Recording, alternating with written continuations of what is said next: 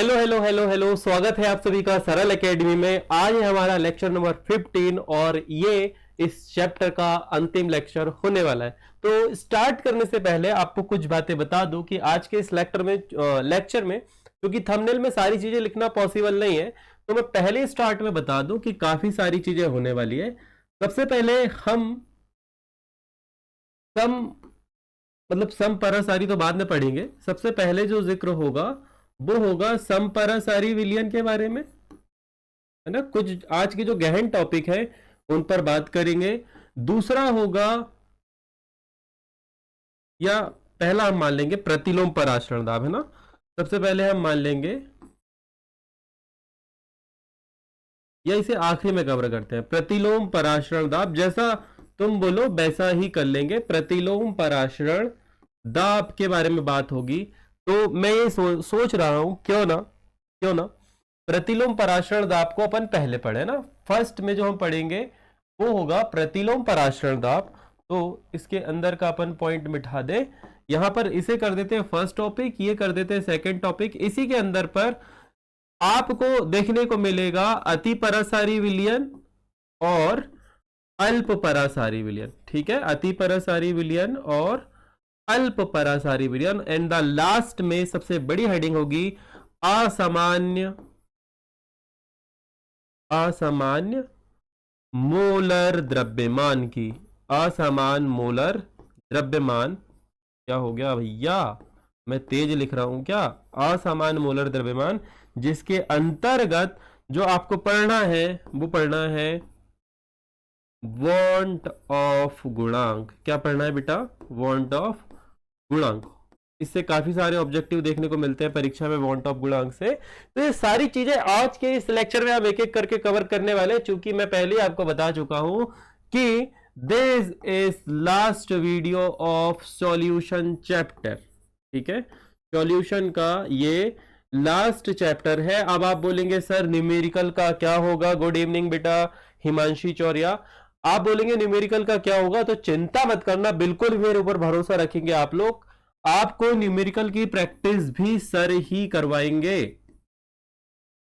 कब करवाएंगे, जब आपके क्वार्टरली एग्जाम स्टार्ट होंगे ना, उस समय सर आपको बता देंगे कि ये वाले न्यूमेरिकल आपको करने हैं और ये आपको सॉल्व करना है। ठीक है, मैं बताऊंगा, मैं कुछ करूंगा, कुछ आपको दूंगा और आपको करना है। ठीक है, गुड इवनिंग बेटा अनामिका, सभी लोग आ गए, बहुत बढ़िया है, मस्त है। तो आज के हमारे टॉपिक होने वाले हैं जहां फिर कल से जो भी बच्चे आपके फ्रेंड्स हो, जो भी हो, उन्हें बता दीजिएगा कि भाई साहब जो आप अभी आनंद ले रहे थे फ्री क्लासेस का, वो बंद हो जाएगा। कल से सिर्फ पेड बैच वाले बच्चे ही लाइव क्लास में आ सकते हैं। अब भली वो 1 हो, 2 हो, 10 हो, 12 हो, जितने भी हो, वो सारे पेड बैच वाले बच्चे ही आ सकते हैं। और कल से सर स्टार्ट करने वाले हैं और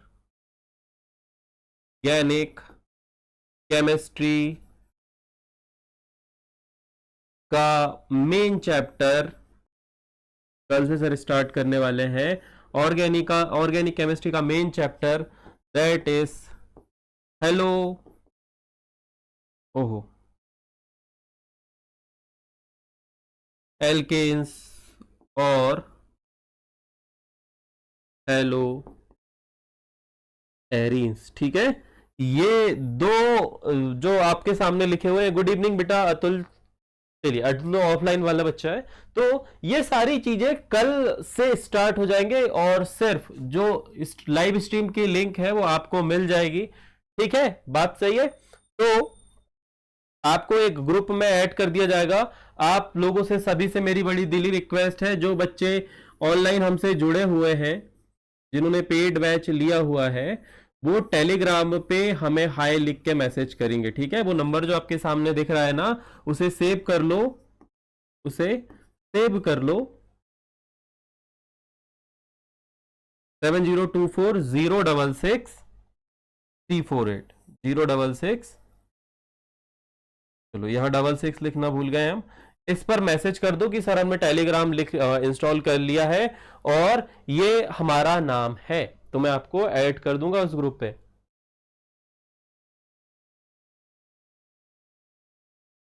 हाँ बेटा, तुम्हारे स्कूल में तो चैप्टर 1 खत्म हो चुका है, परंतु मैंने तो 15 लेक्चर्स में इसे खत्म करने वाला हूँ। हाँ बेटा, यहाँ ऑनलाइन क्लास में सॉल्यूशन चैप्टर खत्म हो चुका है, ठीक है।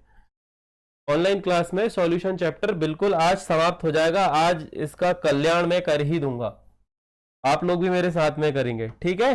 डन। तो स्टार्ट करते हैं। सबसे पहले प्रतिलोम पराशरण दाब से आज का हमारा सबसे बड़ा ही मेन टॉपिक होगा प्रतिलोम पराशरण दाब। ओके, चलो ये कुछ चीजें जो यहां पर अननेसेसरी आ गई हैं इन्हें हटा देते हैं, ठीक है। चलो बढ़िया है, मस्त है, मजे में है, सब कुछ ठीक चल रहा है। चलो ये हमने कर दिया। अब हम हेडिंग लगाते हैं प्रतिलोम पराशरण दाब।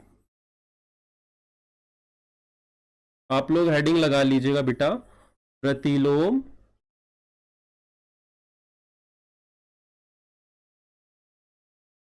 पराशरण दाब। ठीक बात, प्रतिलोम पराशरण दाब आप लोग बच्चे हेडिंग लगा लीजिए फटाफट से, और मैं आगे आपको समझाने वाला हूं कि प्रतिलोम पराशरण दाब होता क्या है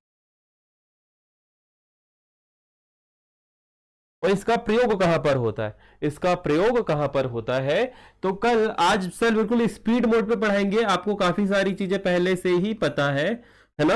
आप लोग बहुत इंटेलिजेंट बच्चे हो, जिससे नहीं पता होगा नहीं बनेगा वो कमेंट करेगा बीच में कि सर बहुत जल्दी जल्दी हो गई, धीरे कर लो, तो मैं धीरे कर लूंगा, ठीक है। बाकी अपन तो तेज ही चलेंगे आज। बोलते हैं ना कि तेज चल रहा है क्या ज्यादा, तो आज आप बोलेंगे हाँ मैं तेज चल रहा हूं ज्यादा, ऐसे करके, ठीक है। ये हो गया एक, इसकी बना लेते हैं अपन कॉपी। ये लो, सेम का सेम ऐसे बन गया। अब यहां से सीधे सीधे मिटा देते हैं अपन। ये लो, यहां से मिटा दो और यहां से सीधी सीधी एक रकील खींच दो। अब हम क्या करेंगे, अब हम यहां पर लगाएंगे एक छलनी और इस छलनी में बारीक बारीक कर देते हैं छेद। यहां पर भर देते हैं 1 विलियन। ओह ज्यादा भर दिए, कम करिए इसको थोड़ा सा। यहां पर भर दीजिए 1 विलियन,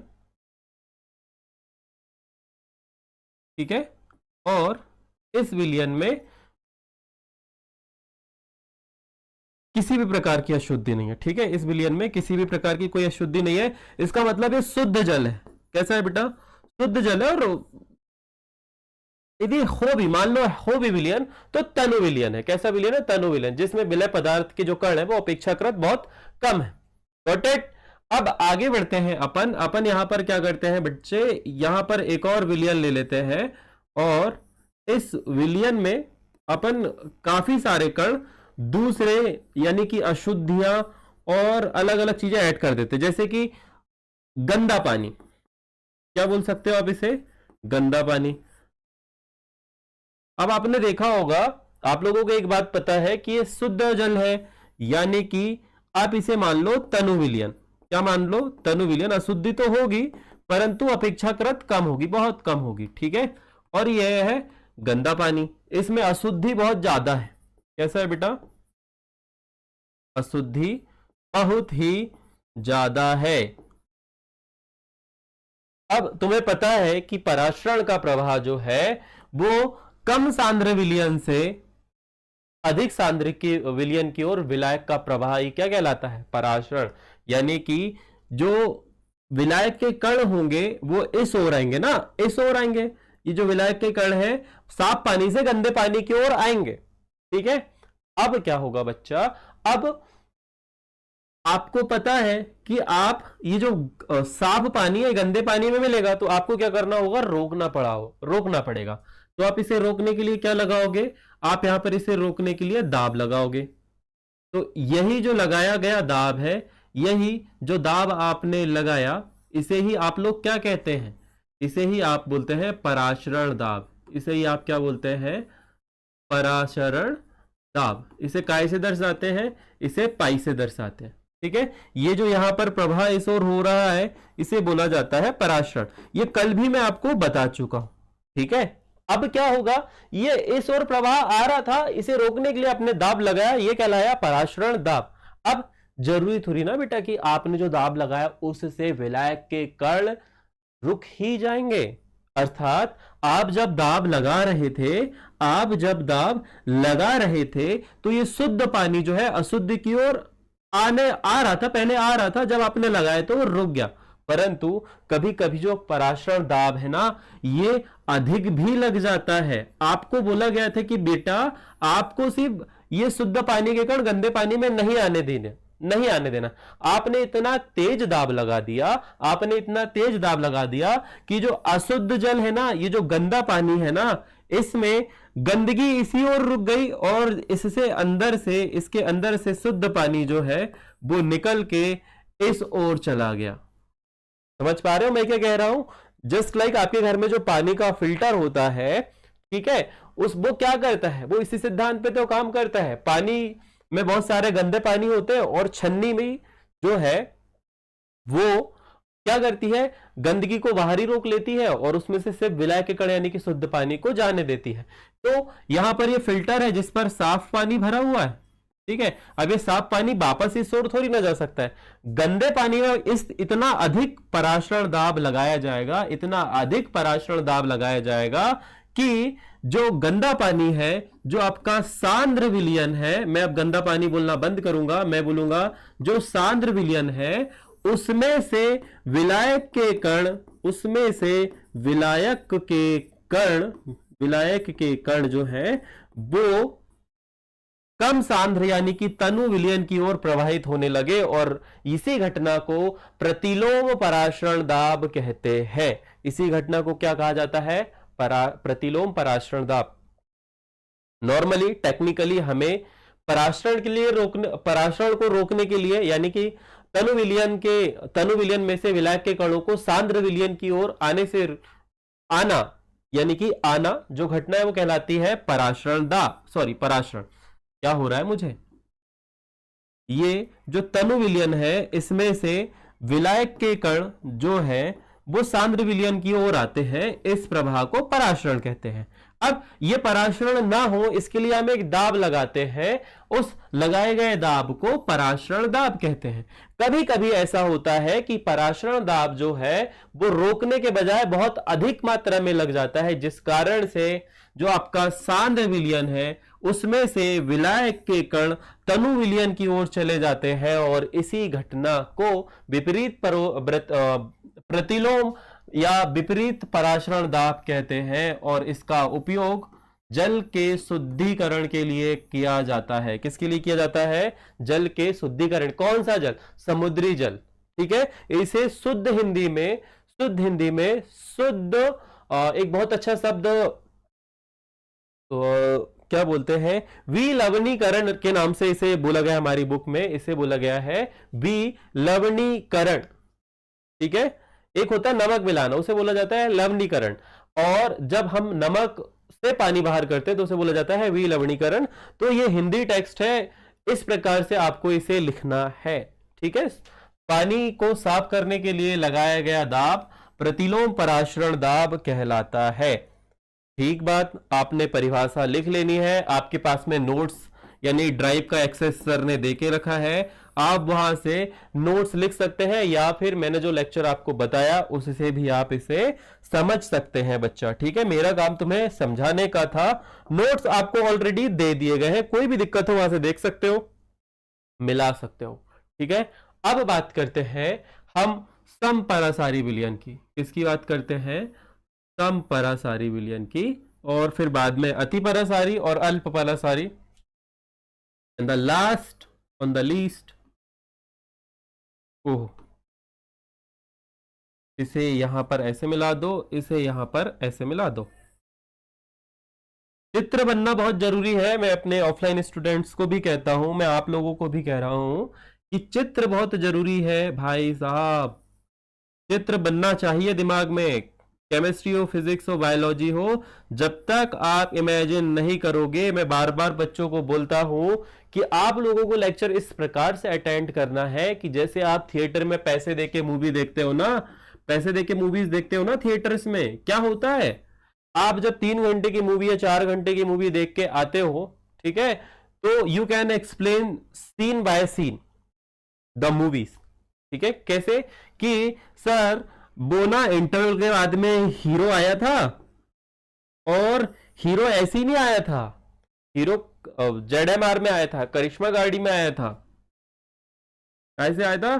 करिश्मा गाड़ी से आया था, और जैसे ही आया बिल्कुल गुंडे लोग मतलब उसकी फैमिली को पकड़ रहे थे, और पुलिस की ड्रेस में बिल्कुल तेज स्पीड से आया, और जो ब्रेक लगाया तो गुंडे बस फैमिली को ठोकने वाले थे, वो घूमते हुए आया सर, और ऐसे उठा के बिल्कुल रोक दिया, है ना। उधर से गाना बज रहा था, तो इतनी तेज रोका पुलिस, मतलब वो गुंडे लोगों ने इतनी तेज ब्रेक मारा कि बिल्कुल सीट से बाहर आ गए, है ना। ऐसे करके वो, इस प्रकार से तुम एक्सप्लेन कर सकते हो। क्यों? क्योंकि तुमने पैसे दिए हैं उसके, तुम्हारा पूरा ध्यान था वहां पे, कौन सा बैकग्राउंड में गाना बज रहा था, कब हीरो की एंट्री हुई, कौन सा मतलब कलर, कौन सी ड्रेस का, तो ये सब तुम्हें मालूम होता है। क्यों? क्योंकि वहां बिल्कुल तुम फील करके आते हो। अच्छा, ये वाला एग्जांपल ना मैंने ऑफलाइन भी मारा था। अब क्या यार, अब नए नए थोड़ी ना ला सकते हैं, ये भी हमारे सर ने हमारे सामने हमें बताया था, तो हमने तुम्हें बता दिया कि जब आप मूवी देखते हो तो आप सीन बाय सीन याद करते हो, बट जब पढ़ाई करते हो तो ऐसे क्यों नहीं होता। पिक्चर इज सर हमारा तन मन धन जो है, वो हम लेक्चर पे नहीं लगाते। तो बिल्कुल लेक्चर पर ध्यान रखना है, भले ही आप फ्री में देख रहे हो इस लेक्चर को, पैसे देके देख रहे हो, कैसे भी देख रहे हो।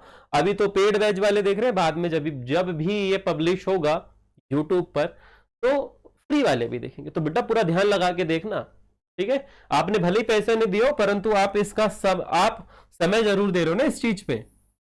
तो हमारा जो टॉपिक चल रहा है उसका नाम है समपरासारी विलयन। ठीक है, क्या टॉपिक है? समपरासारी विलयन, और ये भी आता है, इसकी हेडिंग मैंने हेडिंग नहीं लगाई, तो आप लगा लीजिएगा।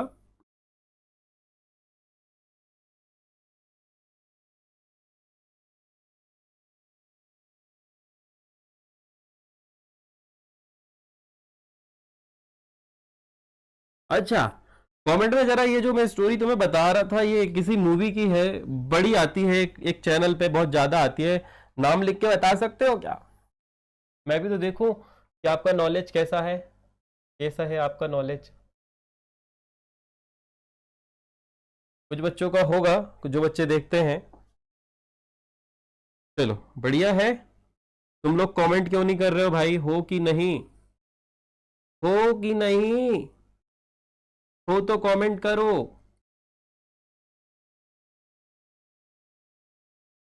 हो तो आपको कमेंट करना है कि यस सर, हम देख रहे हैं आपको। चलो यहां पर लगा दिया आपने एक अर्धपारगम झिल्ली। क्या लगा दिया? अर्धपारगम झिल्ली।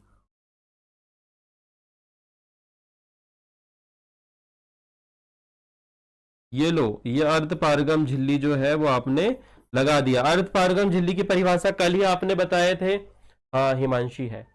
कल कल आपको अर्धपारगम झिल्ली बता दिए थे कि इसमें से विलायक के कण जा सकते हैं, ठीक है। और आप लोग पढ़ रहे हो अणुसंघ गुणधर्म। क्या पढ़ रहे हो बेटा?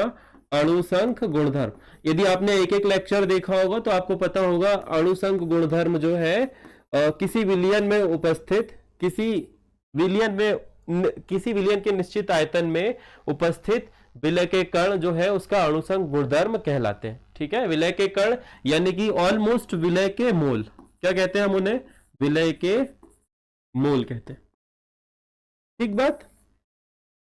अब आप लोगों से एक ऑब्जेक्टिव बार बार आ जाएगा, ठीक है, सिर्फ हिमांशी बस दिख रही है मुझे, बाकी लोगों का नहीं मालूम। ठीक है बेटा, very good, keep it up, अच्छा करोगी तुम, मुझे पूरा फेथ है तुम पे कि you can do the best. चलो अब आगे बढ़ते हैं अपन। अब तुम्हें मालूम है कि एक मोल जो है उसमें 6.022 इंटू 10⁻23 इतने कण होते हैं, है ना। किसी भी पदार्थ के एक मोल में इतने कण होते हैं। अब हम क्या करें, हम इसमें एक मोल जो है, एक मोल जो है वो NaCl मिला दे, और इसमें जो है वो एक मोल अपना यूरिया मिला दे। क्या मिला दे? एक मोल यूरिया मिला दे। यूरिया इंग्लिश में लिख दिया मैंने, चलो दूसरे तरह हिंदी में लिख देता हूं बेटा। यहां पर आप यूरिया लिख दो। ठीक बात, ये आपने लिख दिया। अब ध्यान से देखोगे कि यहां पर यूरिया के कितने मोल है बेटा, 1, और NaCl के भी कितने मोल है, 1।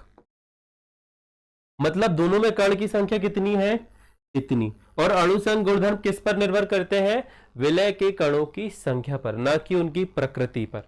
ठीक है, किस पर निर्भर करते हैं, कणों की संख्या पर। चलो यहां पर ये ले लो, इसे भी आप लिख दो कुछ इस प्रकार से। ये देखो यहां पर ये जो ब्लू डॉट्स दिख रहे हैं दैट इज NaCl, और यहां पर जो आपको येलो डॉट दिख रहे हैं that is urea, NH2CO NH2।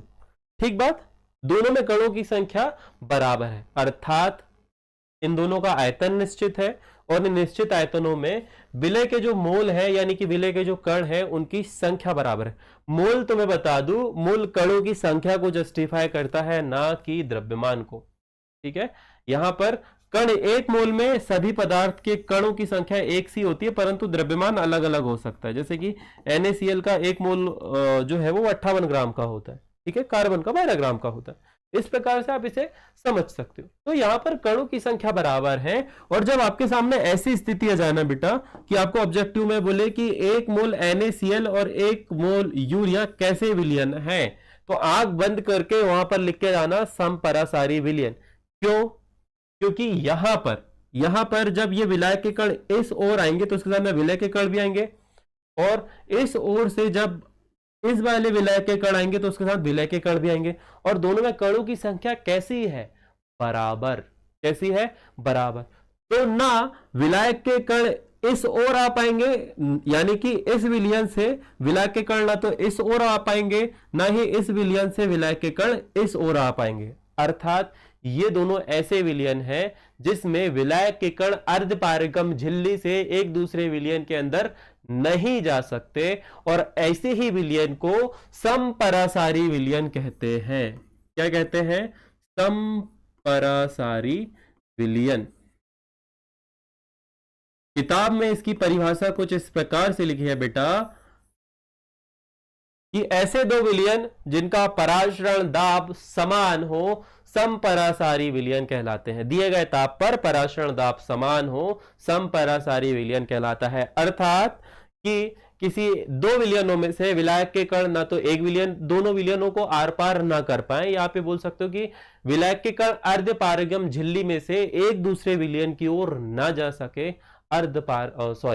क्या कहलाते हैं, समपरासारी विलयन कहलाते हैं। और बुक में बहुत अच्छी डेफिनेशन आपको दी गई है कि दिए गए ताप पर समान पराशरण दाब रखने वाले। पराशरण दाब तो हमें पता है, रोकने के लिए आपको दाब लगाना पड़ेगा, जबकि यहां दाब लगाने की आवश्यकता ही नहीं पड़ेगी, वायुमंडल लगाएगा, जिस कारण से ये दोनों जो है ना इस ओर ये जा पाएगा ना इस ओर ये जा पाएगा। अर्थात दिए गए ताप पर दोनों का पराशरण दाब कैसा है, बिल्कुल समान है, और इसी स्थिति को हम कहते हैं समपरासारी विलयन। आई होप आपको समपरासारी विलयन भी समझ में आ गया होगा। यदि आ गया होगा तो फटाफट से मुझे बताओ, दिए गए ताप पर किन्हीं दो विलयनों का पराशरण दाब जब समान होता है तो विलयन समपरासारी विलयन कहलाते हैं। ठीक है, ये रही इसकी परिभाषा। फटाफट से जरा नोट कर लेना, आपको उदाहरण दे दिया है मैंने। क्या कॉमन है, मोलों की संख्या, दोनों में यदि समान मोल है तो एक जैसे मोल है तो विलयन ऑलमोस्ट समपरासारी विलयन कहलाते हैं। नाउ नेक्स्ट, फटाफट से जरा मुझे बताना, और मैं कैसा पढ़ा रहा हूं तुम लोगों को समझ में आ रहा है कि नहीं आ रहा है, तो तुम्हें कमेंट करके बताना है। कब बताना है बच्चा, जब आप इस वीडियो को देख रहे हो कि सर हमें समझ में आ रहा है, आप अच्छे से पढ़ा रहे हो। ठीक है, यदि नहीं आ रहा होगा तो बिल्कुल लिखोगे कि सर समझ में नहीं आ रहा है हमें, आप थोड़ा इजी मेथड बताइए, तो मैं इजी मेथड भी फाइंड करूंगा। ओके बेटा, समझ रहे हो आप, अच्छा ठीक है, बढ़िया है। एनी हाउ आज ये चैप्टर खत्म कर ही देंगे, क्योंकि कल से मेरा फेवरेट पार्ट है केमिस्ट्री का, जिसे मैं ऑर्गेनिक केमिस्ट्री बोलता हूं, और तुम लोगों को भी बहुत मजा आएगा। डे 1 से आपको स्टार्ट करना है। जो बच्चे लेट हो रहे हैं सभी को बता दो, जो बच्चे दूर रहते हैं, जैसे कि आप, चलो बढ़िया, हिमांशी का आ गया थम्स अप। जो बच्चे आपके दोस्त हैं जो नहीं आ सकते हैं हमारे ऑफलाइन ब्रांच तक, ठीक है, ये जो फाइनेंशियली स्टेबल नहीं है, जो बहुत ज्यादा दूर रहते हैं, तो they can by online subscription. ठीक है, चलो बढ़िया है, चलो बढ़िया, थैंक यू बेटा, थैंक यू सो मच। अब हम पढ़ते हैं अति परासारी विलयन और अल्प परासारी विलयन, और इसका उदाहरण वार्षिक परीक्षा के लिए बहुत इंपॉर्टेंट है। ठीक है, अब आपको 4 एग्जाम देने हैं, पूछो कैसे, एक क्वार्टरली, एक हाफ ईयरली, एक प्री बोर्ड और एक मेंस। इनमें से कहीं ना कहीं इन विलियनों से आपको एग्जाम्पल देखने को मिलेगा ही मिलेगा। ठीक है, चलो स्टार्ट करें, लेट्स स्टार्ट द। सबसे पहले हम बात करते हैं अति परासारी विलयन। किसकी बात करते हैं? अति परासारी विलयन। किसकी बात करेंगे? अति परासारी विलयन। पारा हो गया, मैं परा कर देता हूं इसको। ठीक है, ये यहां से मिटेगा, ज्यादा ही बड़ा कर दिए हमने, चलो कोई बात नहीं, ये होगा परासारी विलयन। ओके बेटा, ये हेडिंग लगा लो। नोट्स के लिए चिंता ना करो, तुम्हें ड्राइव का एक्सेस देके रखा है मैंने ना, नोट्स वहां पर मिल जाएंगे। यहां तुम्हारा काम है सिर्फ समझना, यहां तुम्हारा काम है सिर्फ समझना। क्या कट गया भाई? पा कट गया, देखो पा कट गया, इसे मिटाओ यहां से, तो यहां से मिटाओ और यहां पा लगा दो। ठीक है, ये हो गया अति परासारी विलयन। क्या होता है अति परासारी विलयन? मैं एक उदाहरण दूंगा। आपको जब इस पराशरण दाब के बारे में बात करी गई थी, जब आपको पराशरण दाब के बारे में बताया गया था, तो मैंने 2 एग्जांपल आपके सामने रखे थे। एक वो जिसमें हमने नमक के पानी में आम को भिगोया था, और दूसरा वो वाला जिसमें हमने शुद्ध पानी में किसको डुबोया था? किसको डुबोया था? फूल को। आज हम फूल को नहीं डुबोएंगे, आज हम डुबोएंगे किशमिश को। ठीक है, तुम लोग खाते हो ना ड्राई फ्रूट्स, खाते हो ना? कितने लोग खाते हो? फटाफट से बताना कि सर हम किशमिश खाते हैं, हम ड्राई फ्रूट्स खाते हैं। तो कुछ लोग ड्राई फ्रूट्स को ड्राई खाते हैं, कुछ लोग पानी में भिगो के खाते हो ना? तो क्यों होता है ऐसे? Why this happen? तो 2 उदाहरण अलग अलग लेते हैं अपन।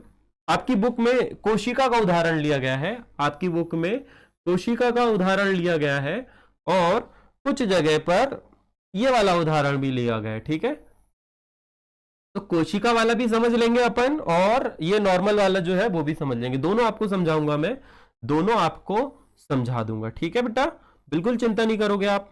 अब यहां पर आपने लिया है H2O, आपने इस पे लिया है H2O, और इस H2O में आपने NaCl भी मिला दिया है। क्या कर दिया है आपने? NaCl भी मिला दिया है। ठीक है, और बहुत अधिक मात्रा में मिला है NaCl, है ना, सामान्य मात्रा में नहीं है, अधिक मात्रा में NaCl मिला हुआ है। अब आप क्या करोगे? ओ सर से एक गलती हो गई, सर से एक गलती हो गई कि सर को पहले इसका कॉपी बना लेना था। कोई बात नहीं, दोबारा बना लेंगे, ऐसे ही भी बन सकता है कॉपी ना। ठीक है, और एक और आपने दूसरा पात्र लिया है, और इस पात्र में जो है वो आपने बिल्कुल शुद्ध पानी लिया है। और पानी शुद्ध नहीं होता, तो मैं बताया था, मैंने ऑफलाइन क्लास में भी बताया, ऑनलाइन में बता रहा हूं कि पानी में कुछ ना कुछ थोड़े बहुत आयन होते हैं। फ्लोराइड आयन होते हैं, कैल्शियम होता है, मैग्नीशियम होता है, Na होता है, काफी सारे होता है। इसी का निष्कर्षण करके वैद्युत अपघट्य विधि द्वारा हम्फ्री डेवी हो गया, मतलब हम्फ्री डेवी, मैं बहुत सम्मान से इनका नाम लूंगा, हम्फ्री डेवी, इन्होंने काफी सारी धातुओं की खोज करी थी। ठीक है, और इनकी सबसे बड़ी खोज में जो नाम है वो है Michael Faraday, one of the most favourite scientist of mine. देखो मेरी इंग्लिश बहुत अच्छी है ना, तो हम इंग्लिश ग्रामर भी पढ़ेंगे। ठीक है, तो एक ऐसे साइंटिस्ट जिनकी फॉर्मल एजुकेशन बहुत ही बेसिक्स थी, परंतु इतने इंपॉर्टेंट कॉन्सेप्ट हमें दिए कि आज भी हम उनका प्रयोग दैनिक जीवन में करते हैं। ठीक है, मैं जो आपसे बात कर पा रहा हूं ये माइकल फेराडे की देन है। इनकी थ्योरी को लिखने वाले थे जेम्स मैक्सवेल, और अभी तक इनका यूज किया जाता है। बहुत ही डीप बातें मैं आपसे तो बोलूंगा, क्योंकि science is not a easy task, हर किसी को नहीं आ पाता ये, इसीलिए तो बच्चे, और केमिस्ट्री तो बहुत ही ज्यादा इंपॉर्टेंट बात है, केमिस्ट्री तो बहुत ही ज्यादा इंपॉर्टेंट बात है। देखो तुम लोग तो इतना पढ़ते हो, फेराडे जो हमारे साइंटिस्ट थे उनकी फॉर्मल एजुकेशन भी बहुत ही बेसिक्स थी। इस पे NaCl है, या फिर आप ये कह सकते हो बहुत सारे आयन है, बहुत सारे आयन है, परंतु कम है। कैसे है बेटा? थोड़े कम है। इसमें थोड़े ज्यादा है, इसमें आप ये बोल सकते हो बहुत ज्यादा है NaCl, इसमें बहुत कम है, कम मात्रा में, अल्प मात्रा में, ठीक है। अब आपने क्या किया, आपने एक फ्रेश मैंगो लिया, आपने एक फ्रेश मैंगो लेना, क्या लोगे आप लोग, बिल्कुल फ्रेश मैंगो लगे, एकदम पेड़ से तोड़ना फ्रेश मैंगो को। ओहो, हाथी की सूंड बनने लगी मैंगो की जगह। ये आपने मैंगो बना दिया, पत्ती बना को पीले कलर का कर देते हैं ना, इसको पीले कलर का। क्लास में थोड़ी मोटिवेशनल बातें भी तो होनी चाहिए, है ना। ये अपन ने आम को पका दिए, ये लो, ये पीला कर दिए, और अरे हरा हरा हो गया यार गलती से, और थोड़ा सा कच्चा भी कर देते हैं इसको, ठीक है, पैर थोड़ा। चलो ये हमने कर दिया इसको कच्चा, ये देखो ये हल्का सा हो गया कच्चा, और यहां पर बना दो इसकी पत्ती। पत्ती तोड़ना होता है, परंतु मैं थोड़ा चित्रकला तुम्हें बता दूं। अब पता है आप लोग क्या करोगे, आप लोग इस आम को इस नमक वाले पानी में डालोगे। क्या करोगे, नमक वाले पानी में आपने इस आम को रख दिया एक दिन के लिए। कितने दिन के लिए, एक दिन के लिए। मम्मियां करेंगे अभी, जब अचार बनेगा ना, जब हमारे घर में भी अचार बनेगा, अचार पिकल, ठीक है, जब ये बनेगा तो एक दिन पहले या रात में आम आते हैं घर पे और उन्हें पानी के अंदर रख दिया जाता है। हम लोग जानते हैं बहुत अच्छे से, जिनके घर में अचार बनते हैं। तो पता है क्या होता है, इस आम के अंदर पे जो पानी होता है, जो एक्स्ट्रा पानी होता है, जो आप ज्यादा पानी कह सकते हो उसे, वो जब आप इस विलियन के अंदर रखते हो, नमक वाले विलियन के अंदर पे, तो वो इससे निकलकर इस पानी के अंदर आ जाता है, जिस कारण से ये आम जो है वो सिकुड़ जाता है। क्या हो जाता है, सिकुड़ जाता है। अब आप बोलोगे सर आम में क्या होता है, तो ये मानो कि आम भी एक तरह का विलियन है। आम मानना है तुम्हें ना, जब तक मानोगे नहीं, फील नहीं करोगे कि जो आम है, ऐसे इमेजिन करो जो आम है उसके अंदर पानी तो है, पानी तो है, पानी के साथ में उसके अंदर बहुत सारे कण भी है, बहुत सारे कण भी है, और यहां भी पानी भरा है, परंतु इसमें कण बहुत ज्यादा है। कैसे है, बहुत बहुत बहुत बहुत ज्यादा है, इसके मुकाबले, इसके मुकाबले। और जब आपने इस आम को, यानी कि कम सांद्र विलियन को, यानी कि तनु विलियन को इस सांद्र विलियन की ओर डाला, तो ये जो त्वचा आपको दिख रही है ना, ये वाली सतह, ये वाली सतह, बिल्कुल रिलेट करना है आपको, ये वाली सतह, यहां पर छोटे छोटे रंध्र छिद्र होते हैं। कैसे होते हैं, छिद्र, जो कि अर्धपारिगम झिल्ली के जैसा काम करते हैं। किसका काम करते हैं, अर्धपारिगम झिल्ली के जैसा काम करते हैं। अब बताओ, इस आम को तुम्हें कौन सा विलियन मानने के लिए बोला था मैंने, तनु विलियन। इस वाले को क्या मानने के लिए बोला था, सांद्र विलियन। अब मुझे बताओ कि एक तनु विलियन में से विलायक के कण किस ओर जाएंगे, यानी कि इन दोनों विलियनों में से विलायक के कण किस ओर जाएंगे, इस विलियन से आम के अंदर जाएंगे या आम से विलियन के बाहर जाएंगे। बताओ कैसा होगा, क्या होगा।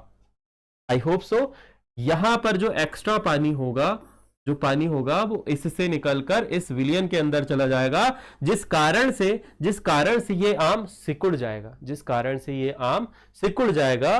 तो जब ऐसी स्थिति आती है, जब ऐसी स्थिति आती है कि हम किन्हीं दो विलियनों की तुलना कर रहे हो, और उस विलियन में से जिस विलियन के अंदर विलय पदार्थ की मात्रा बहुत अधिक हो, अर्थात वो विलियन कैसा हो, सांद्र हो, तो उस सांद्र विलियन को आप अति परासारी विलियन कहेंगे। क्या कहोगे बेटा, अति परासारी विलियन। आई होप मैं आपको बहुत अच्छे से बता पाया कि अति परासारी विलियन क्या है। घर का देसी एग्जांपल उठाया, उस देसी एग्जांपल के साथ में आप लोगों को चीजें समझ में आ गई।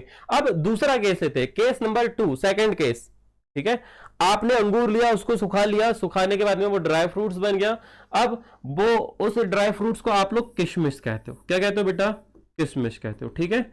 अब किशमिश के अंदर पानी तो है, किशमिश के अंदर पानी है, परंतु जो एक्स्ट्रा पानी था वो आप सुखा दिए। क्या करे आपने, सुखा दिया। अब उसके अंदर पानी नहीं है, उसके अंदर पता है क्या है, उसके अंदर पे सिर्फ पोषक तत्व है। और पोषक तत्व क्या होते हैं, पोषक तत्व यही होते हैं, बहुत सारे आयंस हो गया, विटामिन हो गया, एमिनो एसिड्स हो गया, कार्बोक्सिलिक अम्ल हो गया, ये सारी चीजें मिलकर पोषक तत्व भी तो बनती है, ठीक है। तो ये इसके अंदर भी पोषक तत्व भी एक तरह के कार्बनिक यौगिक होते हैं, कुछ भी हो सकते हैं, ठीक है, एमिनो एसिड हो सकते हैं। तो इसके अंदर बहुत सारे कण हैं, किसके, विलय के, किसके कण ज्यादा है बेटा? विलय के कण। और यहां पर आपने साफ पानी लिया है, क्या लिया है? साफ पानी लिया है। अभी ये जो किशमिश है बिल्कुल सिकड़ी हुई है, कैसी सिकड़ी हुई है? सिकुड़ गई है, बिल्कुल एकदम सिकुड़ी हुई है। अब आपने, ओह ये क्या हो गया भैया, ये यहां से मिट क्यों गया बाबूजी? चलिए बढ़िया है। अब ये जब इसके अंदर जाता है और आप रात भर इसे रखते हो तो ये फूल जाता है। ये क्या हो जाता है? बिल्कुल, ये बिल्कुल फूल जाता है। क्या हुआ होगा इसके अंतर्गत? क्या हुआ होगा इसके अंतर्गत? इसके अंदर जो विलय पदार्थ के कण थे वो ज्यादा थे, अर्थात आप इसे मान लीजिए सांद्र विलयन। आप इसे क्या मान लीजिए? सांद्र विलयन। और ये क्या हो जाएगा बच्चा? ये हो जाएगा तनु विलयन। क्या हो जाएगा? तनु विलयन। जब आप रात भर इस पोषक तत्व को, सॉरी किशमिश को इसके अंदर रखेंगे तो इस विलयन में से इसकी बाहरी सतह तुम्हें पता है कैसे काम करेगी? एक अर्धपारगम झिल्ली की जैसे काम करेगी और ये शुद्ध विलायक के कण इस किशमिश के अंदर चले जाएंगे, अर्थात विलायक के कण जो है वो किशमिश के अंदर चले जाएंगे, जिस कारण से ये किशमिश फूल जाएगी। सिकुड़ी हुई किशमिश जो है वो फूल जाएगी। तो यहां पर आप ये बोल सकते हैं, इस स्थिति में आप बोल सकते हैं कि जब आप दो विलयनों को ले तो जिस विलयन में विलय पदार्थ की मात्रा कम होती है, अर्थात आप ऐसे कह सकते हैं कि तलु विलयन में से विलायक के कण जो है वो सांद्र विलयन की ओर चले जाते हैं, तो ऐसे विलयन को आप कहेंगे क्या? अल्प परासारी विलयन। क्या कहेंगे? अल्प परासारी विलयन। ऐसा विलयन जिसमें विलय पदार्थ की मात्रा अपेक्षाकृत बहुत कम हो, बहुत कम हो, जिस कारण से विलायक के कण सांद्र विलयन की ओर चले जाएं। और हम विलयनों की तुलना करें तो जिसमें कम पदार्थ होते हैं, विलय के कम कण होते हैं, वो अल्प परासारी विलयन कहलाता है। अब आपकी बुक में इसका उदाहरण जो है वो कोशिका के अंदर मौजूद, जो बुक में उदाहरण दिया हुआ है उसकी भी बात करते हैं। जो कोशिका के अंदर हमारा रक्त होता है, कोशिकाओं में जो हमारा रक्त बहता है, उसमें जो NaCl की मात्रा है, वो आपको द्रव्यमान आयतन प्रतिशत में दी हुई है। काय में दी हुई है बेटा? द्रव्यमान आयतन प्रतिशत में दी हुई है ना? हाँ, द्रव्यमान आयतन प्रतिशत में दी हुई है। और ये द्रव्यमान आयतन प्रतिशत आप नोट करके लिखेंगे 0.9% होती है। नॉर्मली कितनी होती है? 0.9% होती है। जितनी भी इंजेक्शन आपको लगाई जाती है ना, उन सभी में जो भी पदार्थ होते हैं उनकी सांद्रता, यदि द्रव्यमान प्रतिशत में आप गणना देखोगे तो इतनी होनी चाहिए, इतनी होती ही है, ठीक है? ताकि बॉटल लगते समय जब भी हम देखते हैं ना, कभी आपने देखा है कि बॉटल लगती है तो वापस फ्लो होता है? नहीं, वो बॉटल जो है वो धीरे धीरे करके अंदर जाती है, तो उसमें आयनों की सांद्रता इतनी ही रखी जाती है, 0.9। ठीक बात?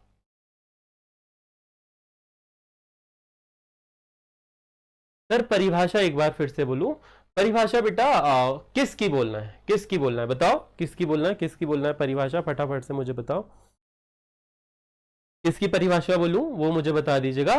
पहले अति परासारी की यदि बात करें तो जब हम दो विलयनों की तुलना करें तो जिस विलयन में विलय के कण बहुत अधिक मात्रा में होते हैं, अर्थात वो सांद्र विलयन होता है, तो वो सांद्र विलयन होता है, उसे हम अति परासारी विलयन कहेंगे। उसी प्रकार से अल्प परासारी विलयन वह विलयन होता है जब हम दो विलयनों की तुलना करते हैं, जिस विलयन में विलय के कण कम मात्रा में होते हैं वो आपका अल्प परासारी विलयन होता है। उसके उदाहरण वो दोनों लिख सकते हो आप, या अभी जो मैं आपको करवाने वाला हूं, जो आपकी एनसीईआरटी में लिखा हुआ है ये वाला, इससे ऑब्जेक्टिव देखने को मिलेंगे, ये वाला लिखना उदाहरण दोनों का, ठीक है? तो यदि कोशिका के अंदर जो रक्त है उसमें NaCl की मात्रा 0.9% है, ये द्रव्यमान प्रतिशत में है, तो इसे कहा जाता है सामान्य लवण। क्या कहते हैं बेटा इसे? ये है सामान्य लवण, ठीक है? जितनी भी बॉटल्स लगती है नॉर्मली उसमें यही कंसंट्रेशन रखी जाती है, तो इसे बोला जाता है सामान्य लवण। चलो बढ़िया है, इसे बोला जाता है सामान्य लवण। बोल दिया बेटा मैंने, दोनों की परिभाषा बोल दिया, ठीक है? इसे बोला जाता है सामान्य लवण, ठीक है? अब मैं दो अलग अलग पात्र ले रहा हूं, ध्यान से देखना। अब हम जो बुक एनसीईआरटी में उदाहरण है उसकी बात कर रहे हैं, ठीक है? जो हमारी एनसीईआरटी में उदाहरण है उसकी बात कर रहे हैं। हर बार टेढ़ा ही बनता है मेरे से, पता नहीं क्यों, क्या तकल्लुफ है इसे, ये टेढ़ा क्यों बनता है। अब हमने 2 विलियन ले लिए, ठीक है। इन दोनों विलियनों में हमने पानी भर दिया। सबसे पहले क्या कर दिया बेटा, पानी भर दिया, और यहां पर एक कोशिका बना रहे हैं, एक कोशिका बना रहे हैं। क्या बना रहे हैं, कोशिका बना रहे हैं। और इस कोशिका के अंदर पे द्रव्य भरा हुआ है। इस कोशिका के अंदर पे क्या भरा हुआ है, द्रव्य। और उसकी सांद्रता कितनी है बेटा, 0.9% होती है। कितनी है, 0.9%। अब यहां पर जो विलियन है, यहां पर जो विलियन है, यहां पर जो आपका विलियन है, उसमें हम एक ऐसी स्थिति निर्मित करते हैं कि यहां पर H2O तो रहेगा, यहां पर क्या रहेगा, H2O, परंतु जब इसमें NaCl मिलाएंगे, यानी कि सोडियम क्लोराइड मिलाएंगे, उसकी मात्रा या उसकी सांद्रता हम 0.9% से अधिक कर दें, 0.9% से अधिक कर दें। सिमिलरली इधर भी हम एक विलियन बनाएं, इधर भी हम एक विलियन बनाएं, परंतु उसमें NaCl की मात्रा जो है वो रुधिर कोशिकाओं में उपस्थित तो सामान्य लवण से हम कैसी रखें बेटा, कम रखें। क्या रखें, कम कर दे, बिल्कुल ही एकदम कम कर दे। यहां पर 0.9% जो है, जो कोशिका द्रव्य होता है उसके अंदर NaCl होता है, उसकी मात्रा जो है वो अधिक है। इस विलियन के अंदर नमक की मात्रा आपने 0.9 से अधिक कर दी और यहां पर 0.9 से कम कर दी। अब सिचुएशन नंबर 1, आपने इस कोशिका को इस द्रव्य के अंदर डाला, तो पता है क्या होगा, तो पता है क्या होगा, ये कोशिका जो है ये सिकुड़ जाएगी, ये कोशिका जो है वो सिकुड़ जाएगी। तो ये इस स्थिति में ये आपका तनु विलियन होगा, इस स्थिति में आपका ये तनु विलियन होगा, और ये वाला जो है वो सांद्र विलियन होगा। ओके, तो यहां पर आप ये कह सकते हो कि जब हम 2 विलियनों की तुलना करें और तनु विलियन में से विलायक के कण, नॉर्मली तनु विलियन से ही होगा, तो जब हम 2 विलियन की तुलना कर रहे हैं तो यहां पर सांद्र विलियन में विलायक के कण बहुत अधिक है। तो ये जो तनु विलियन है ना, इसके अंदर से विलायक के कण निकलेंगे और इस द्रव्य के अंदर चले जाएंगे। कब तक जाएंगे, जब तक ये दोनों 0.9% के बराबर ना हो जाए, कणों की सांद्रता जो है वो 0.9 तक ना हो जाए। इसके अंदर ज्यादा है, इसके अंदर कम है। तो ये वाला जो विलियन है, जब आपकी कोशिका सिकुड़ गई, तो यहां पर जिस विलियन के कारण ये सिकुड़ी वो कहलाएगा अति परासारी विलियन। क्या कहलाएगा बेटा, अति परासारी विलियन, ये कहलाएगा अति परासारी विलियन। अब स्थिति नंबर 2, स्थिति नंबर 2, अब आप क्या करोगे, अब आप इस कोशिका को 0.9% सांद्रता यानी कि सोडियम लवण की सांद्रता वाले विलियन में रखोगे। तो यहां पर स्थिति ये होगी कि ये वाली जो है, ये वाली स्थिति पे ये कोशिका जो है वो फूल जाएगी। क्या हो जाएगी, फूल जाएगी, है ना। हाँ, यहां पर यही लिखा है कि भाई दूसरी ओर यदि हम कोशिका को 0.9% से अधिक सोडियम में रखते हैं तो जल कोशिका से बाहर हो जाएगा और वे सिकुड़ जाएगी। इस प्रकार के विलियन को अति परासारी विलियन कहा जाता है। ये एनसीईआरटी के पेज क्रमांक कितने की लाइन है भाई, चलो मैं तुम्हें बता दूं कि मैं पूर्ण रूप से एनसीईआरटी 22 पेज पे दिया हुआ है पुरानी एनसीईआरटी के हिसाब से, ठीक है। तो यहां पर ये इस स्थिति पे सिकुड़ जाएगी जबकि इस स्थिति पे फूल जाएगी। बहुत शॉर्ट एंड सिंपल पे दिया। एनसीईआरटी को समझना हर किसी के उस पे नहीं होता, कुछ ही बच्चों को समझ में आती है, इस वजह से तो केमिस्ट्री में स्कोर इतना कम कर पाते हैं। मैं तुम्हें बता रहा हूं, मैं बार बार बोलता हूं कि किसी स्टडी मटेरियल की आवश्यकता नहीं है। आप अपने नोट्स बनाएंगे, जो मैं आपको नोट्स बनवा के दे रहा हूं एनसीईआरटी से, उसी से पढ़ना है। एनसीईआरटी से ही आपके ऑब्जेक्टिव और बाकी प्रश्न बनेंगे, ठीक बात। भरोसा रखो हम पे। लास्ट ईयर के बच्चों ने भरोसा रखा है, पिछले 2 साल से लोग रख रहे हैं, जिन्होंने रखा उनका स्कोर बहुत बहुत बहुत अच्छा है, ठीक है। केमिस्ट्री में 87 नंबर लाना, किसी के 82 नंबर लाना, अच्छे अच्छे व्यक्तियों के नंबर नहीं है। कुछ कुछ व्यक्तियों के इतने अच्छे नंबर नहीं है स्कूलों में। केमिस्ट्री का रिजल्ट टॉपर डिसाइडर होता है। मैं बार बार तुम्हें बोल रहा हूँ, केमिस्ट्री इकलौता ऐसा सब्जेक्ट है जिसका पेपर पता नहीं, अलग ही तरह से बच्चों को अलग ही लगता है। होती सरल, लगती कठिन है। क्यों लगती है कठिन, क्योंकि हम वैसी मेहनत नहीं करते। ऐसी मेहनत करोगे तो समझ जाओगे, ये फूल जाती है, ठीक है। 10 बात यहां आपको समझ में आ गया कि ये वाला अति परासारी विलियन है और जिसमें कोशिका फूल रही है ये अल्प परासारी विलियन है। क्या है बेटा, ये है अल्प परासारी विलियन। यहां आके दोनों टॉपिक खत्म होते हैं। प्रतिलोम पराशरण दाब, सम परासारी विलयन, अति परासारी विलयन, अल्प परासारी विलयन हो गए। अब आज का जो मुख्य एजेंडा है, आज का जो मुख्य एजेंडा है, दैट इज असामान्य मूलर द्रव्यमान। क्या है बेटा? असमान मूलर द्रव्यमान। अब असमान मूलर द्रव्यमान के बारे में आप लोग हेडिंग लगा लेंगे, ज्यादा बड़ा नहीं है ये, छोटा सा है, मतलब है तो बड़ा, परंतु मैं तुम्हें अच्छे से समझाऊंगा, एक ही बार में समझ में जाएगा। असमान मूलर द्रव्यमान, हेडिंग लगा लीजिए फटाफट से, असमान मूलर द्रव्यमान। ओके,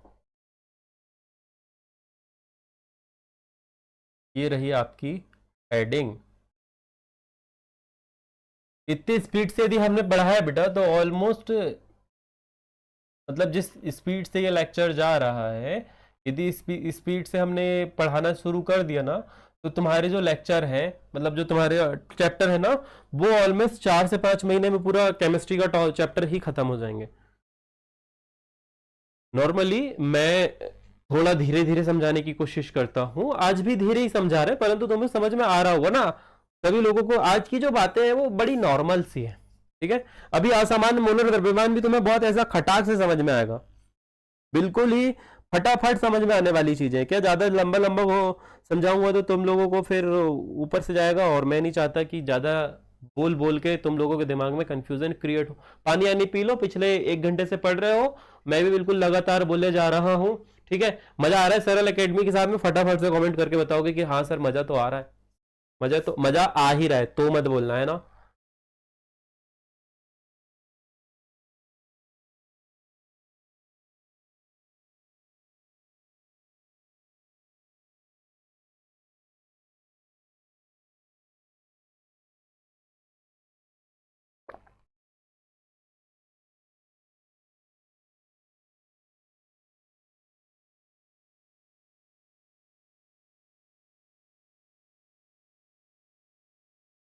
पता नहीं तुम लोग कमेंट क्यों नहीं करते हो यार, हो कि नहीं? चले तो नहीं गए? हेडिंग लगा लो फटाफट से। चलो है बच्चे हैं। चलो है। अरे मेरे को दिखता नहीं है रे बेटा यहाँ पे, कभी कभी पता नहीं इस पे क्या ग्लिच आ जाता है, कभी कभी दिखते नहीं हो ना तुम लोग, हो कि नहीं हो। अब असमान मूलर द्रव्यमान, ठीक है, अब असमान मूलर द्रव्यमान तुम्हें इस बात का सबूत देगा बेटा, इस बात का सबूत देगा कि विज्ञान जो है वो अनिश्चितताओं से घिरा हुआ है। क्या है? अनिश्चितताओं से घिरा हुआ है। ठीक है, अभी कुछ दिन पहले तुम लोगों ने सांद्रता के पद पढ़े थे। क्या पढ़े थे? सांद्रता के पद पढ़े थे। फिर इन सांद्रता के पदों का प्रयोग आपने अणुसंघ गुणधर्म में पढ़ा। कहां पढ़ा बेटा? अणुसंघ गुणधर्म में पढ़ा।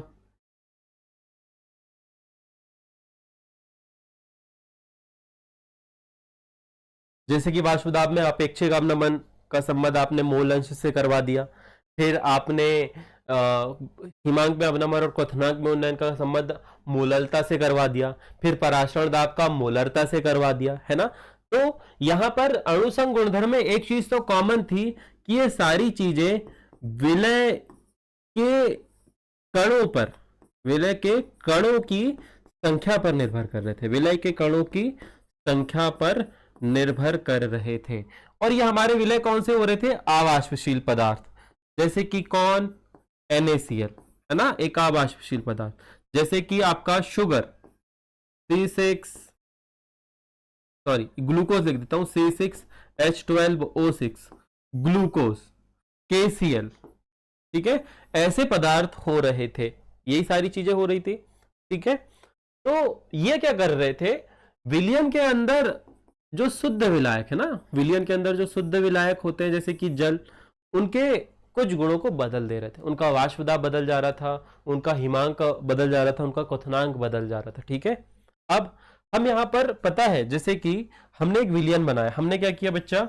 हमने एक विलयन बनाया, हमने एक विलयन बनाया, ठीक है, हमने एक विलयन बनाया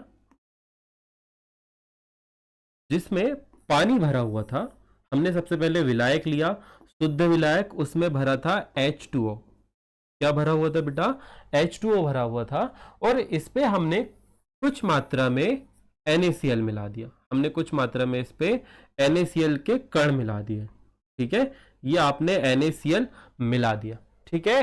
अब आपको पता है कि ये जो पानी है जब शुद्ध अवस्था में था तो ये 100 डिग्री सेल्सियस पर उबल रहा था और 0 डिग्री सेल्सियस पर ये जम रहा था, ठीक है।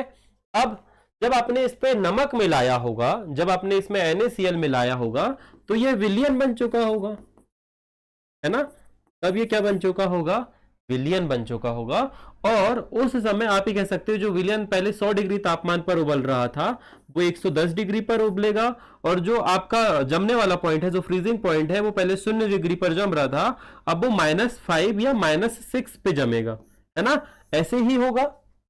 ये क्वथनांक में उन्नयन है, हिमांक में अवनमन है। ये किस पर निर्भर करा? विलय के कणों की संख्या पर। किस पर? विलय के कणों की संख्या पर बच्चा। और वो विलय के कण कौन से हैं? NaCl है। वो क्या है? विलय के कण NaCl। अब विलय के 1 मोल यानी कि 58 ग्राम, विलय के 1 मोल यानी कि NaCl के 58 ग्राम में, विलय के 1 मोल में, NaCl के 1 मोल में कणों की संख्या में तुम्हें बार बार बताऊंगा 6.022 इंटू 10 की घात। रिकनेक्ट हो जा भगवान, रिकनेक्ट हो जा, connect. Hello hello hello hello hello.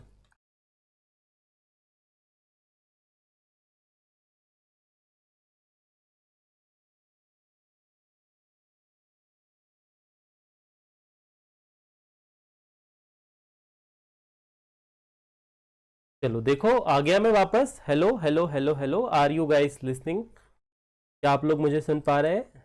M I audible? Video अटक गया सर? ठीक है, सभी ठीक है?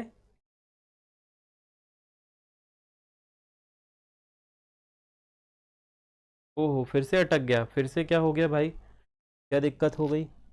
नेट ऐड का इशू हो गया क्या? ऐड तो चालू है, तो चालू है। अभी देखो बेटा, अभी सब कुछ ठीक है?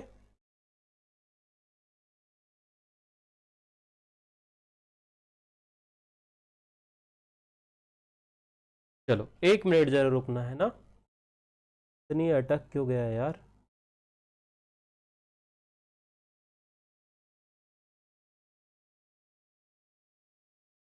मेरी आवाज आ रही होगी तुम लोगों को, है ना? 1 मिनट रुकना है ना, मैं फिक्स करता हूँ इसे। कभी कभी होता है ऐसे, अब फिक्स करते हैं इसे। अच्छा, ओके। चलो, हेलो हेलो हेलो हेलो, आ गया मैं। देखो देखो देखो देखो देखो, आ गया मैं। बढ़िया है। लाइव स्ट्रीम एंड नहीं हुई थी। अभी देखो, अभी हम आ गए होंगे। चलो बढ़िया है।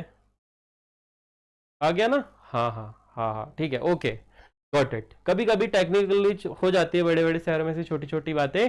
तो हाँ सर, आवाज आ रही है। ठीक है बेटा, चलो मैं भी आ गया। अब देखो, आ गया ना? आ गया होगा तो फटाफट से मुझे बताना कि हम कहाँ थे। हम 1 मोल तक थे, उसके बाद में लैपटॉप ने बोला ये तो बंद हो गया। लैपटॉप कभी कभी बोल देता है, कभी कभी शायद देख नहीं पाते ना हम लोग। पता नहीं चार्जिंग पे लगा हुआ था, वो कैसे बंद हो गया। कोई बात नहीं, चलो ठीक है। देख पा रहे हो तुम लोग? देख पा रहे हो? लिख के बता दो। हाँ सर, मैं देख पा रहा हूं अपने आप को। तुम लोग देख पा रहे हो मुझे?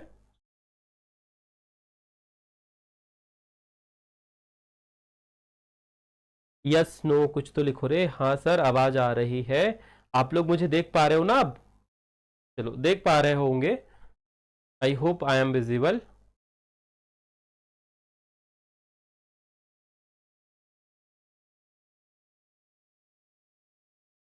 चलो मैं स्टार्ट करता हूं कि यहां पर आपने 1 मोल NaCl लिया था। आपने 1 मोल NaCl लिया। कोई कमेंट कर दो बेटा, क्या मेरे को देख पा रहे हो? चलो बढ़िया, वापस हो जाओ सभी लोग, लाइव स्ट्रीम एंड नहीं हुई है, आज ये चैप्टर निपटा के जाऊंगा बेटा मैं। आज ये चैप्टर हम खत्म करके ही जाएंगे, बिल्कुल निश्चिंत होके। आज का लेक्चर भले ही लंबा हो जाए, मैडम की बायोलॉजी क्लास हो ना हो, मैडम भी बायोलॉजी का क्लास लेके उम्मीद इच्छा है तो कर देंगी। बाकी मेरे हिसाब से वो उन्होंने भी बोल दिया था कि कल हमारा आखिरी लेक्चर होगा। तो यहां पर आपने NaCl के 1 मोल लिए थे, इस NaCl के 1 मोल में 6.022 इंटू 10⁻23 कण थे। मतलब NaCl जो है वो एक बड़ा कण मान लो, तुम NaCl का एक बड़ा कण मान लो। और ये कण कितने सारे हैं इस पदार्थ के अंदर पे, इस पदार्थ के अंदर पे ये लिख लो आप ऐसे करके 0 2 2 और आगे फिर 23 जीरो, 1 2 3 4 5 6 7 8 9 10 ऐसे करके शून्य शून्य गिन लो, 23 लगा लो आगे तक। ठीक है, इतने सारे कण इस विलय पदार्थ के अंदर पे हैं, छोटे छोटे। ठीक है, और आप लोगों को एक बात बता दूं कि जब हम NaCl जैसे आयनिक यौगिक, NaCl जैसे आयनिक यौगिक, आयनिक यौगिक मतलब ऐसे यौगिक जो प्लस और माइनस तत्वों आयन से मिलकर बने हो। ठीक है, जिनके बीच आयनिक आबंध होता है, जैसे कि NaCl यहां पर आपने एक बड़ा कण मान लिया। अब जब NaCl को आप पानी के अंदर घोलते हो ना बेटा, NaCl को जब आप पानी के अंदर घोलते हो तो दो आयन बनते हैं, एक Na पॉजिटिव और एक Cl नेगेटिव। आपने तो एक बड़ा कण लिया था, आपने जब NaCl को पानी के अंदर घोला था तो वो एक कण था। ठीक है, था। जब वो जल के अंदर विलीन हुआ, जब वो पूर्ण रूप से घुल गया, तो अब NaCl नहीं रहा, यहां पर बन गया Na पॉजिटिव आयन और Cl नेगेटिव आयन। अब यहां पर विलय के 1 मोल थे, 1 मोल में इतने कण थे। अब यहां पर ये जो बड़ा कण था ये दो छोटे छोटे कणों में टूट गया। समझ पा रहे हो, यहां पर जो विलय का एक कण था ये छोटे छोटे दो कणों पर टूट गया। इसे ऐसे समझो कि आपने अणुसंग गुणधर्म से वाष्प दाब के अवनमन करते समय जब आपने सूत्र अप्लाई किया होगा, आपको बोला होगा प्रश्न में कि हमने एक 100 ml जल में इतना नमक मिलाया, तो आप ये बताओ कि अब कितने में उबलेगा। आपने सारी कैलकुलेशन लगा ली, आपने अणुसंख्य को गुणधर्म में मान रख दिया, सब कुछ रख दिया और आपने निकाल लिया कि भाई साहब ये 110 पे उबलेगा। ठीक बात है, 110 पे उबलेगा। किस सिद्धांत पर कह रहे हो आप ये बोल रहे हो कैलकुलेशन पर।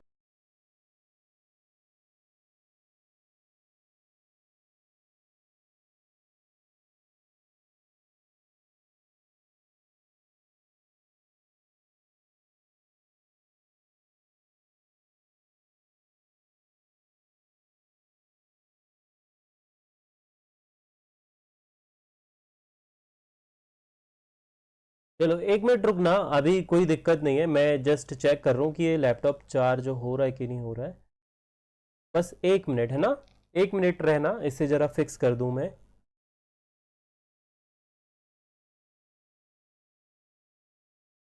फिर बस एक बार फिक्स कर दूं, फिर आप लोग को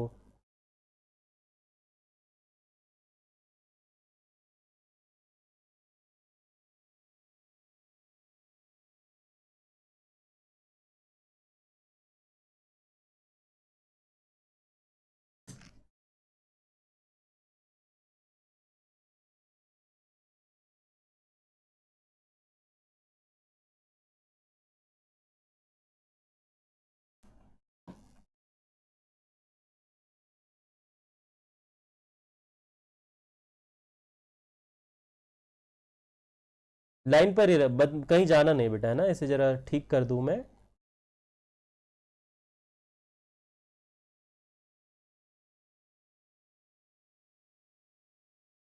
अब मैं देखते रहूंगा कि ये स्टे ऑन बैटरी हो गया, पता नहीं।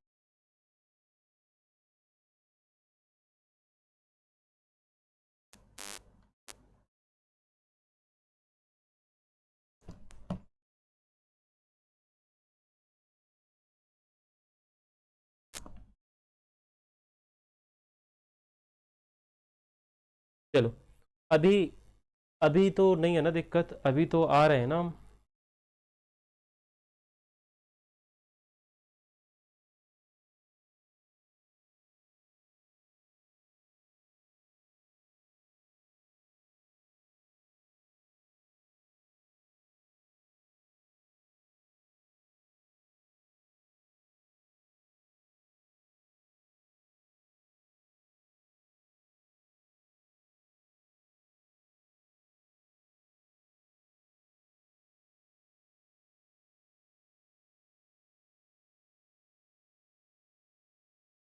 Hello hello hello hello hello hello.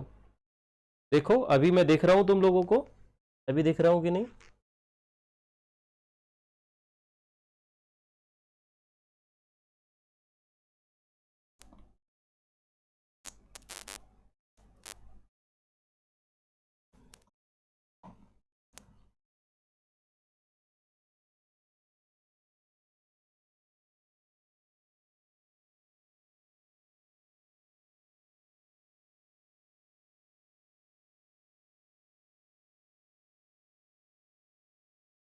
एक मिनट बेटा, है ना, अपन ठीक कर रहे हैं, कोई जाएगा नहीं कहीं, है ना।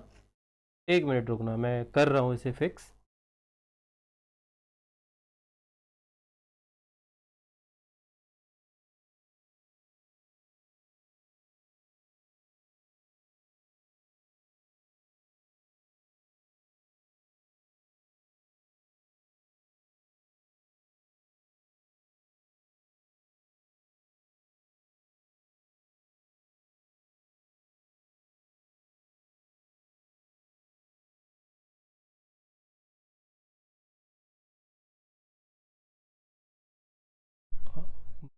मैम वो बाहर चार्जर लगा लैपटॉप को बुलाइए ना, लाइव क्लास चल रही है, थोड़ा लैपटॉप चार्जिंग इशू दे रहा है।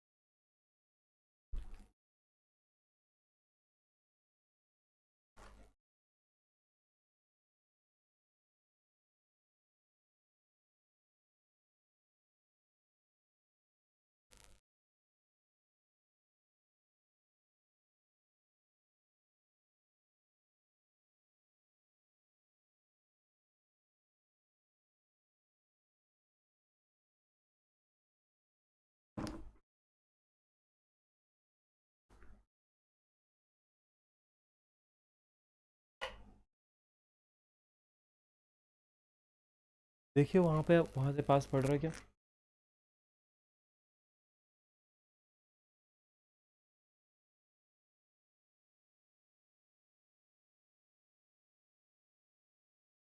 देखिए नीचे वाले में, नीचे वाले में मैम, नीचे वाले में। Now it's okay. ओके ठीक है बेटा, बड़े बड़े शहरों में छोटी छोटी बातें ऐसी होती रहती है। चलो 15-20 मिनट और मुझे लगेगा क्लास में, ठीक है जी। अ, हाँ थोड़ी।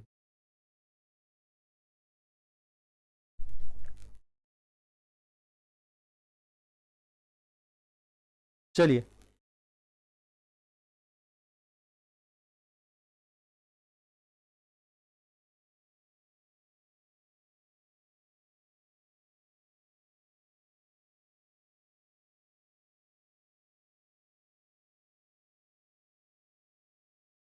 चलिए, आ गया सब कुछ ठीक हो गया ना? ओके। अब ओहो मैडम।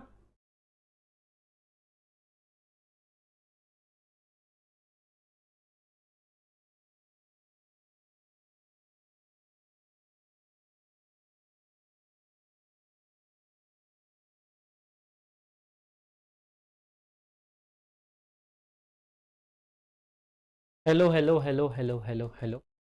तो बेटा लेटेस्ट अपडेट ये है कि अणुसंघ गुणधर्म और बायोलॉजी का जो लेक्चर है वो कल हम कंटिन्यू करेंगे, बिकॉज कुछ टेक्निकल इशू आ रहा है लैपटॉप पे और वो फिक्स नहीं हो पा रहा है। तो क्यों ना पहले उसे रेस्ट दे दिया जाए, इट्स नीड्स ब्रेक। तो बायोलॉजी और केमिस्ट्री का ये वाला जो टॉपिक है जो आप अभी देख रहे हो, ये अपन कल कंटिन्यू करेंगे, ठीक है। मैंने बहुत फिक्स करने की कोशिश करी। ये वाला जो असमान मोलर द्रव्यमान वाला टॉपिक है ये हम कल कंटिन्यू करेंगे, ठीक है। अदरवाइज ये जो क्लास है ये बीच में कहीं पे भी रुक जाएगी। मैं क्षमा प्रार्थी हूँ कि ये वाली लाइव स्ट्रीम यहीं पर मुझे स्टॉप करनी पड़ रही, ठीक है। तो इसका सेकंड फेज जो है वो कल होगा। ध्यान रखिएगा अपना। राधे राधे।